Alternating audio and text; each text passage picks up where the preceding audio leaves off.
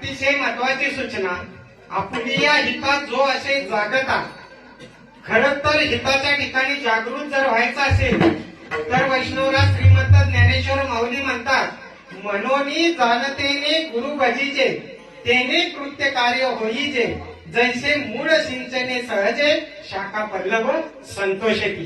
की तुमच्या जीवनामध्ये समयाचा आध्यात्मिक सद्गुरू आला पाहिजे, तरच खऱ्या अर्थानं तुमच्या जीवनाचं सार्थक होऊ शकतं, तुमच्या जीवनाचं हित होऊ शकतं आणि तुम्ही हिताच्या ठिकाणी जागृत राहू शकता.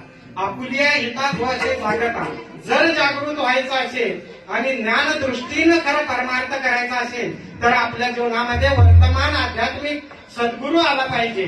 आणि आज संपूर्ण विश्वामध्ये आध्यात्मिक समयाचे सद्गुरू माता सुदीक्षाजी महाराज अर्थात निरंकारी माताजी संपूर्ण विश्वाला ते ब्रह्मज्ञान देत आहेत आणि ब्रह्मज्ञान देऊन अंधारातून प्रकाशाकडे नेत आहेत, अज्ञानातून ज्ञानाकडे नेत आहेत आणि देवाच्या मूर्त रूपापासून अमूर्त स्वरूपाकडे नेत आहेत. त्यामुळं लाखो भाविक जीवनाचं सार्थक करून हित करून जगाला ओरडून सांगतायत की हरी पाहिला रे, हरी पाहिला.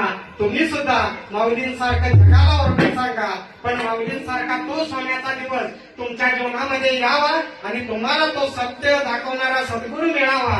म्हणून हा निरंकारी माताजींचा निरंकारी मिशनचा प्रयास आहे की विठ्ठल म्हणजे मी म्हणजे विश्वास, हा म्हणजे प्रत्येक घटाघटामध्ये ठसलेला आणि ल म्हणजे कधीही लयास न जाणारा असा विठ्ठल, असा परमात्मा जो आपल्या अंगसंग आहे, तो ज्ञान चष्कून दाखवण्याचं महान कार्य आज निरंकारी मिशन करतंय. तो ज्ञानाचा बोध, ज्ञानाचा इशारा, ज्ञानाचं वर्ण संत निरंकारी मिशनच्या सर्वेसर्वा सद्गुरू माता सुदीक्षाजी महाराज करतायत. तुम्ही या श्रद्धेचा नमस्कार करा आणि खऱ्या अर्थानं